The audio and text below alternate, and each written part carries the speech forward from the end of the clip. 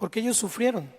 Luego se les olvidó en el camino, pero ellos sufrieron en Egipto, y el pan sin levadura, como le digo, representaba la pureza que tenía que haber. Levítico 2:11, por favor, Levítico 2:11.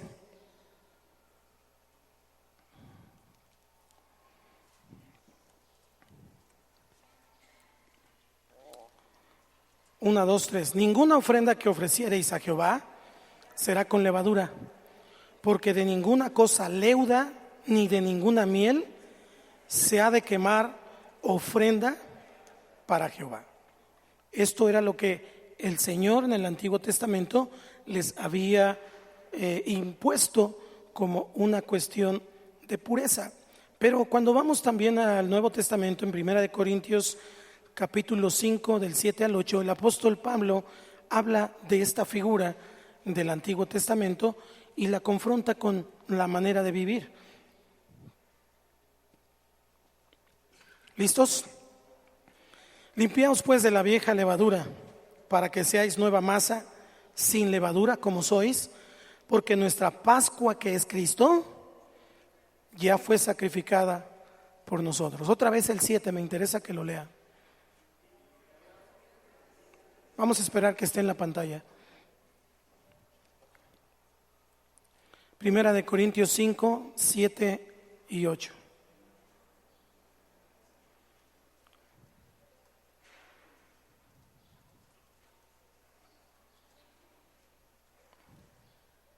Una, dos, tres.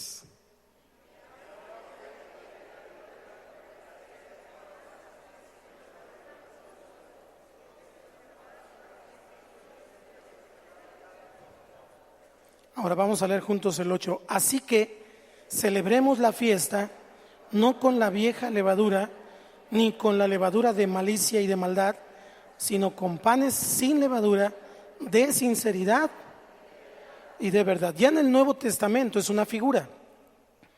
No tiene que ver ahora que si comemos el pan o no con levadura.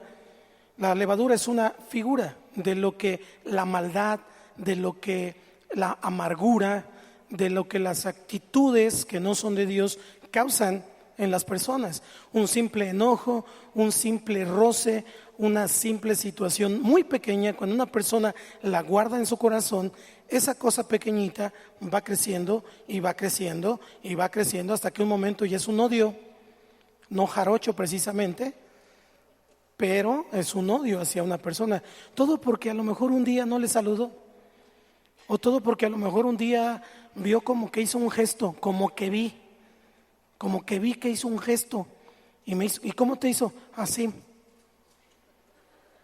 Y ya por eso, pues sí.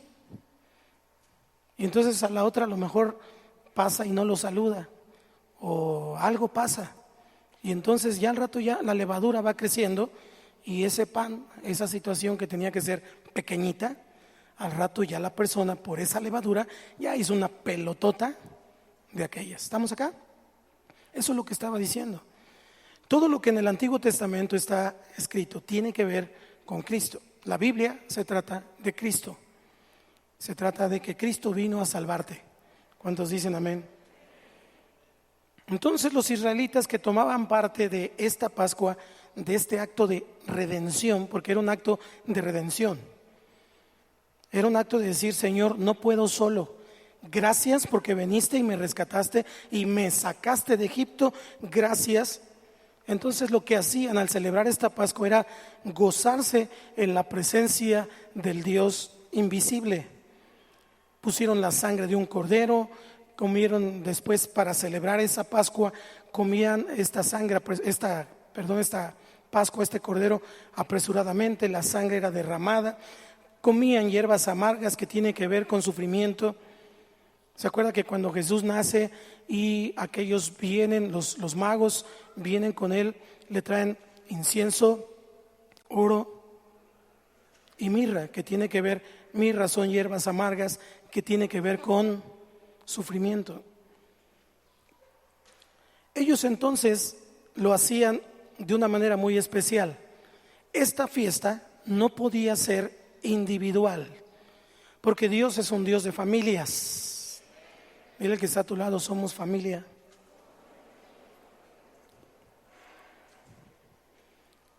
¿Sí te la creyó? Si te sonrió, quiere decir que sí. Si no, quiere decir que no le importa.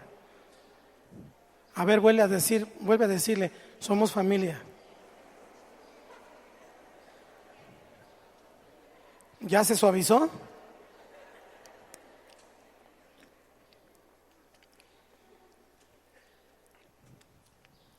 Era obligatoria para todos los varones, pero así como el Congreso de Varones. No es cierto.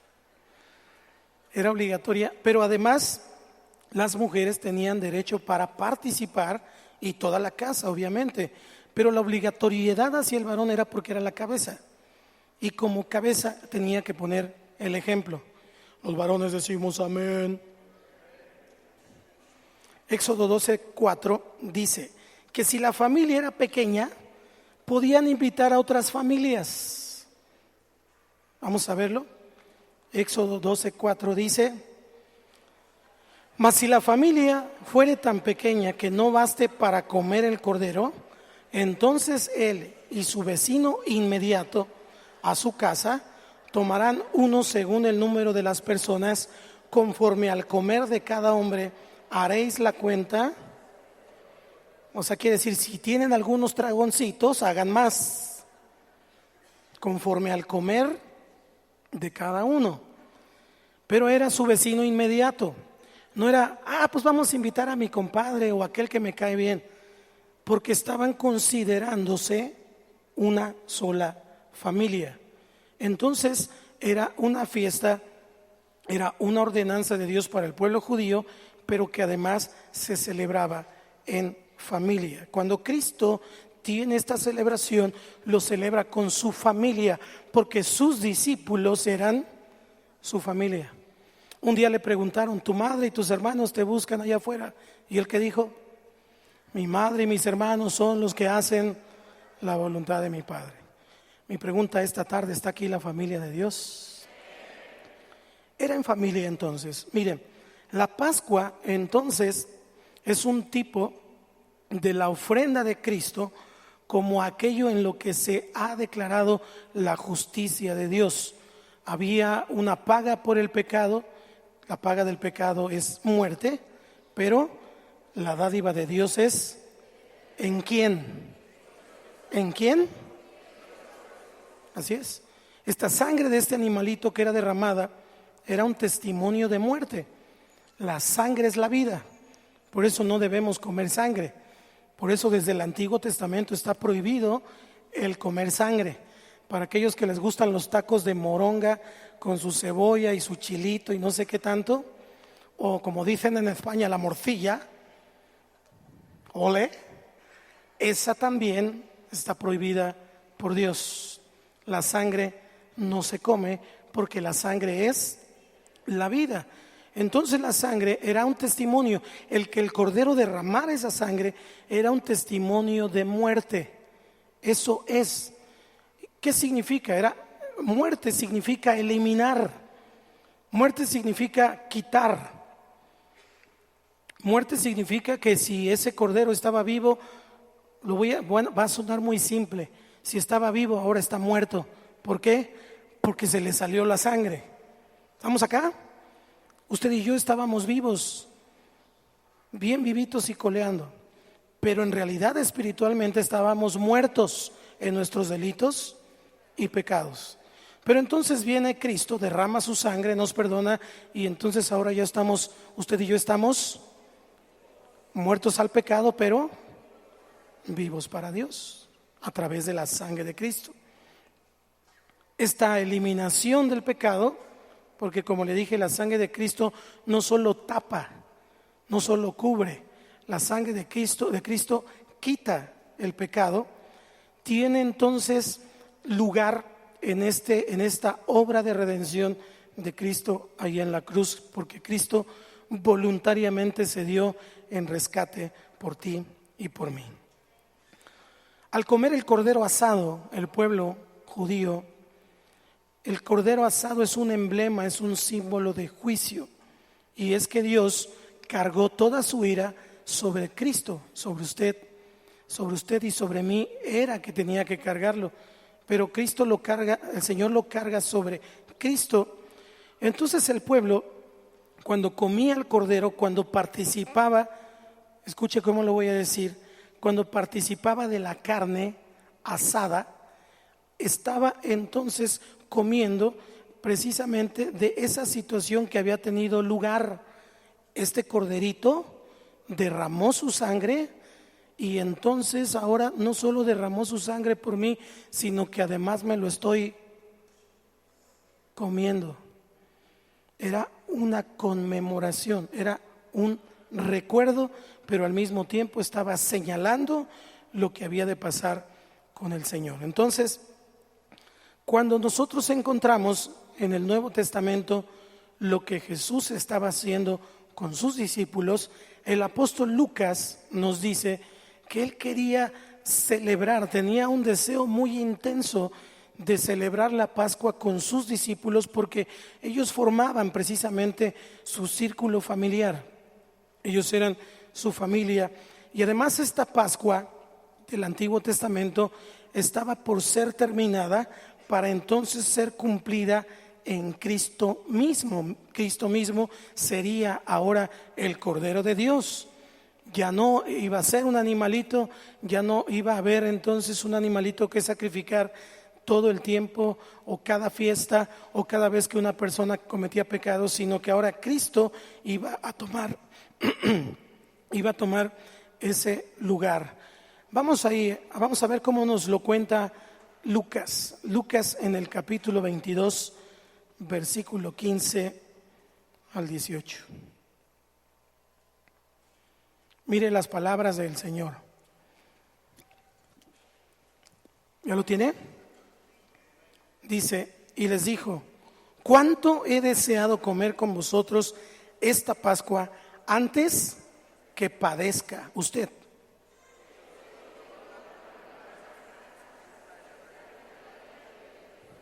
Significa que un día vamos a cenar con el Señor. Y habiendo tomado la copa, dio gracias y dijo: tomad esto y repartidlo entre vosotros.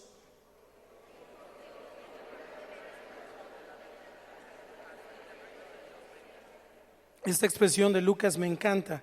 ¿Cuánto he deseado comer con vosotros esta Pascua antes que padezca? Porque el Señor deseaba.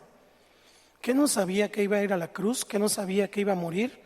Por supuesto, Él lo entendía muy claramente. No solo era un estudioso de las Escrituras, Él era el autor de las Escrituras. Él era Dios, Él es Dios. Así que lo sabía. Pero entonces, ¿en dónde radicaba el gozo que sentía? ¿En dónde radicaba este deseo vehemente de querer celebrarlo con sus discípulos? En que iba a cambiar. El asunto ya no sería entonces una cuestión terrenal, sino que ahora tenía que ver con una cuestión divina directamente, porque Él mismo iba a hacer esta situación. Ahora, vamos a ver algunas citas bíblicas, algunas anotaciones que esta tarde hice. Le iba a contar exactamente cómo lo hacían esta fiesta en tiempos del Señor Jesucristo, pero después mejor se lo mando por correo. Quiero enfocarme en estas anotaciones acerca de los simbolismos. Primero, o número uno, el cordero o cabrito inmolado en la fiesta de la Pascua. Tenemos que mirar lo que dice el versículo 21 de Éxodo 12. Y Moisés convocó a todos los ancianos de Israel y les dijo: sacad y tomaos corderos por vuestras familias y sacrificad la Pascua. Así que Jesús entonces toma el lugar del cordero pascual. Él es ahora el Cordero de Dios. Número 2, Cristo entonces es nuestra Pascua, como dice el apóstol Pablo en el capítulo 5, versículo 7 de Primera de Corintios, que dice, ayúdeme ahí, 1, 2, 3.